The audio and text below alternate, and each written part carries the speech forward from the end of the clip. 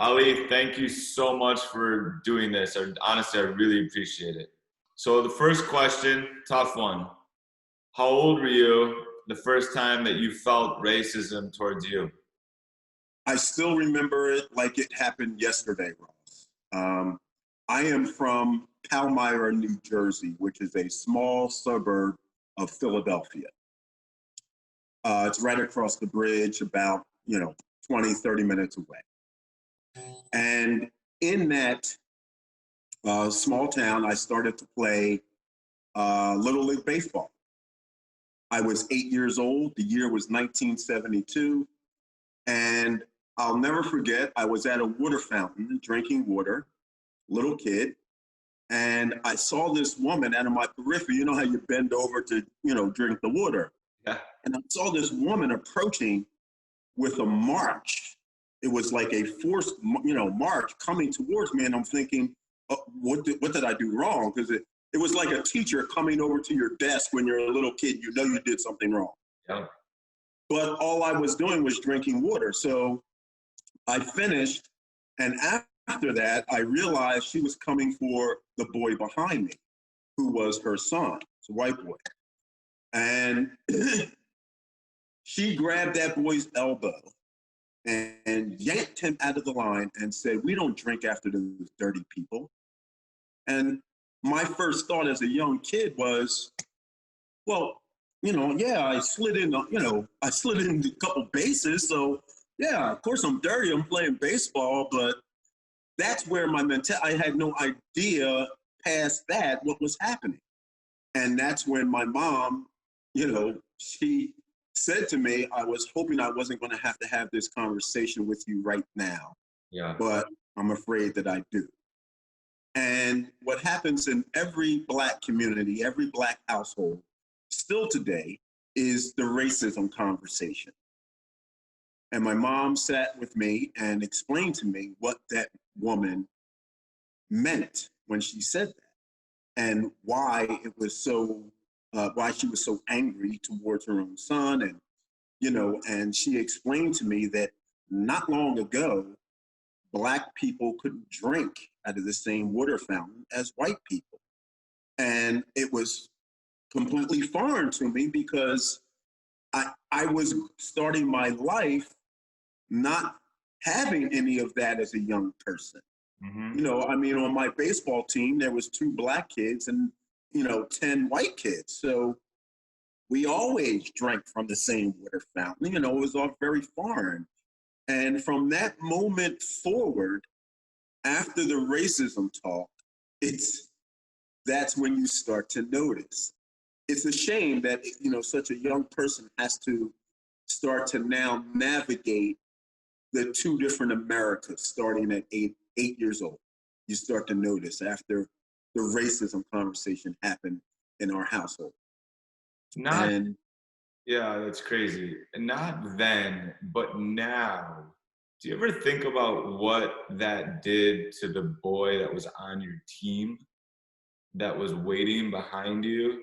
To think that he was obviously taught that as a young boy, because maybe before that, he was on your baseball team and just never would have thought anything about it. Well, the fact of the matter is that this boy was from the opposing team. Oh, okay. So I didn't know him. Or, they were from a different town. Got it. And, the town that they were from, ironically enough, we grew up and later on played, this high school where that town is. Mm-hmm. And that town was notoriously known as a white-only town.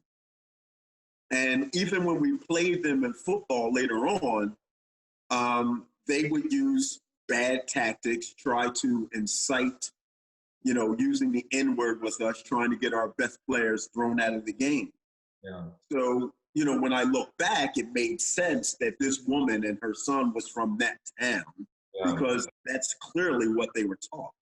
Exactly. I mean, it's a story for people like us who have kids to think about from the standpoint of obviously how sad it is for you as an 8-year-old, but also extremely sad for that 8-year-old boy because it's clear that racism is taught from the parents, that the kids aren't born with it and then it gets ingrained to them.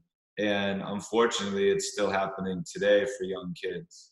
Absolutely. And therein, you know, lies the paradox of the two Americas. I mean, you know, when you start, like I said, you start to realize moving forward as an 8-year-old what those two Americas mean. When my mom had that racism conversation with me, and you know, when I played sports all my life, she told me, you can't be as good as the other boys on your team.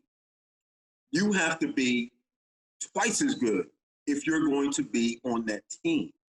And that was always in my mind. And of course, I grew up wanting to play positions that were reserved for the white people. I wanted to be a pitcher. I wanted to be a quarterback, you know, so those things were just, you had to, you know, and again, instilled in me as a young age, be not as good, twice as good. And you know, it's a shame.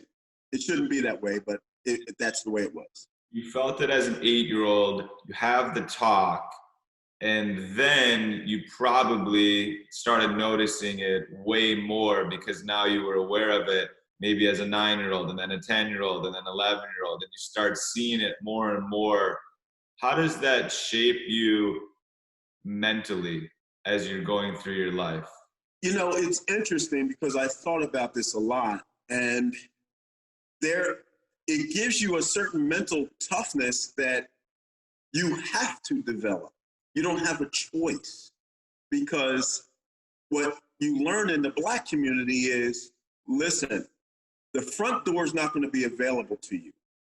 So you have to figure out how to get around to the side door, get through a window, stick your foot in the door. Somehow you have to find a way. And there's no other alternative.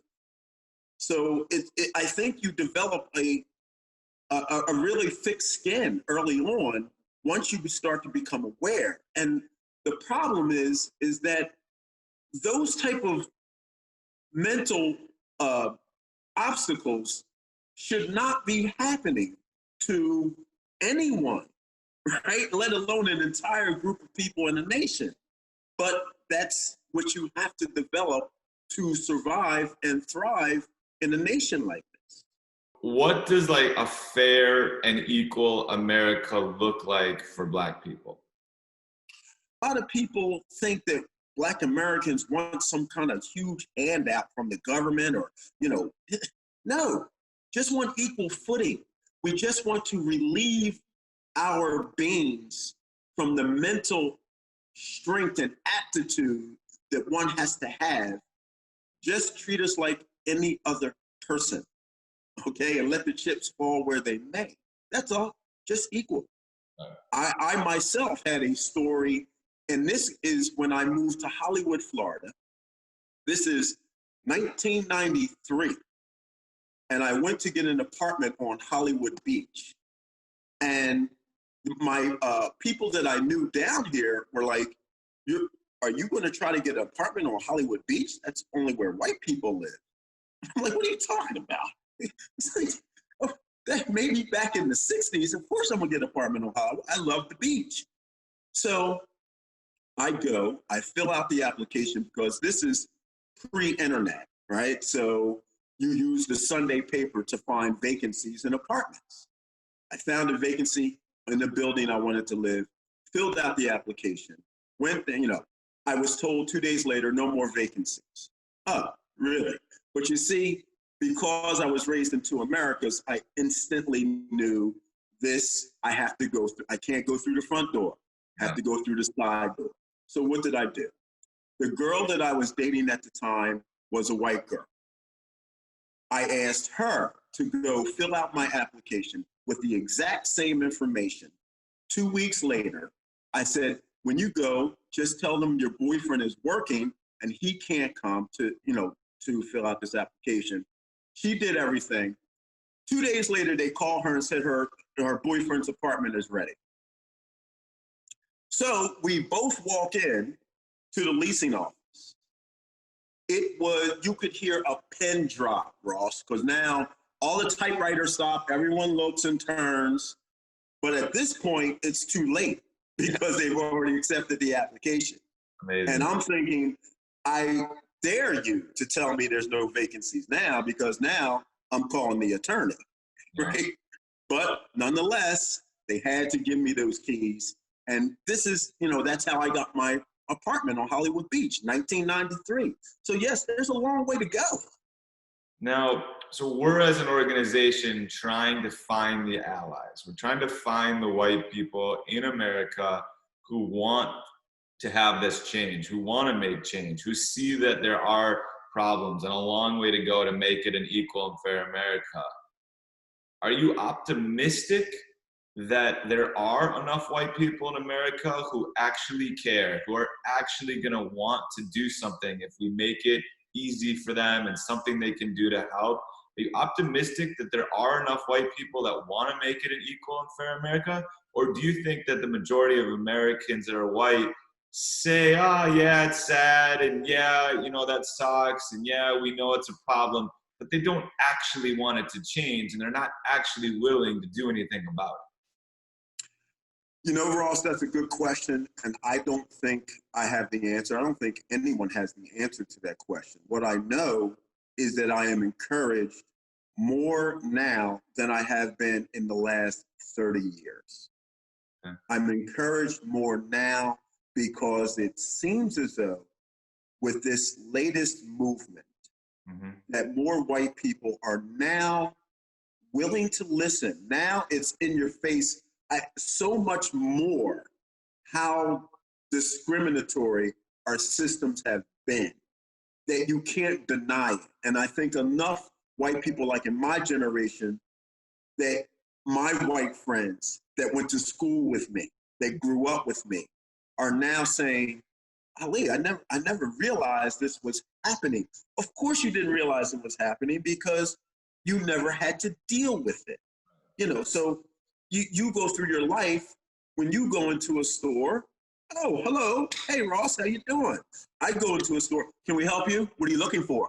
And you follow me around because you think I'm going to shoplift. So,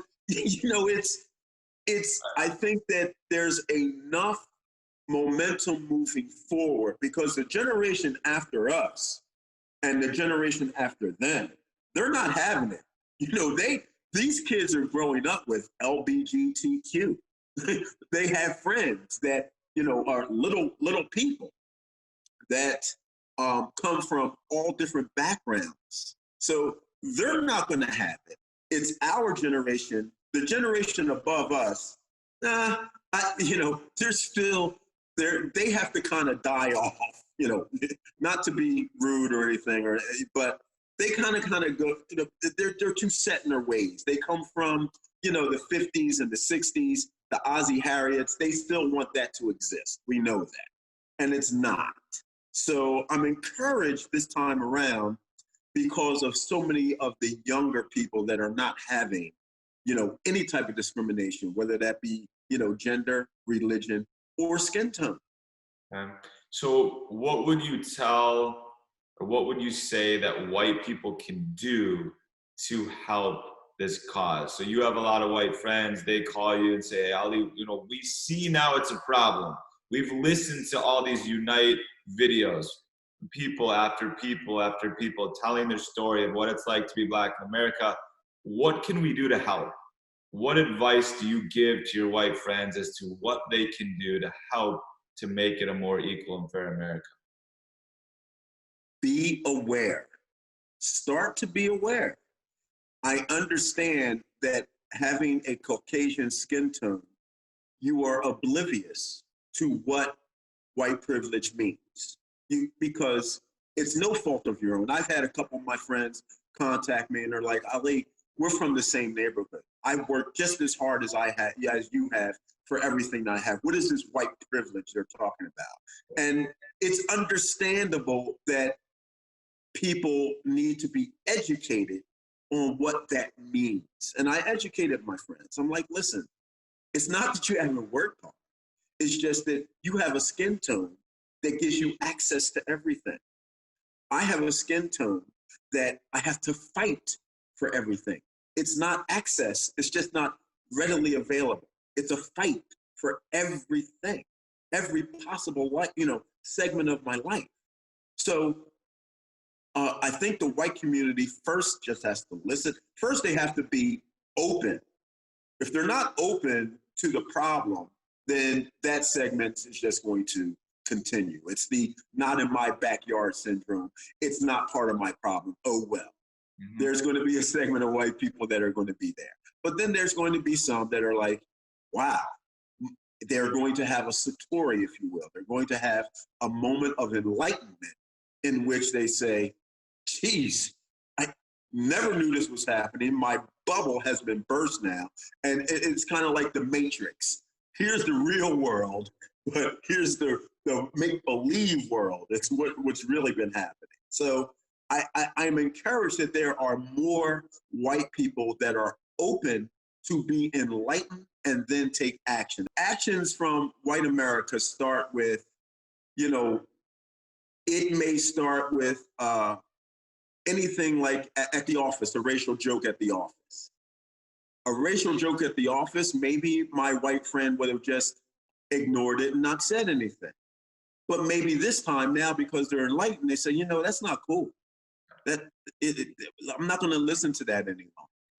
Because now that other white person that tells the white joke is cognizant that, hey, Jenny over there's not having the racial jokes anymore. Yep. And maybe that, takes a ripple effect throughout the office. Yep. Anything that, because people are busy. They have their own lives. They have their own families. We're not asking for people to go out and join the protest marches or anything like that. But you have to start to be open, and like you're doing with the allies, to just say, hey, we recognize this. Yeah. We're going to try to do our part to not allow this to happen any longer. Maybe they work in an office where racial discrimination happens. And maybe they're going to, send an anonymous letter somewhere to try to, stop these things from happening. That's great. Well, Ali, thank you so much for everything you said, your wisdom, everything you shared, your story, which is obviously personal and still painful today. I really, really appreciate you taking the time to do this. It's been a pleasure, Ross. Hey everyone, thank you so much for watching this video. If you want to support us, subscribe below or visit us at Unyte.Life. Be an ally, and I'll see you soon.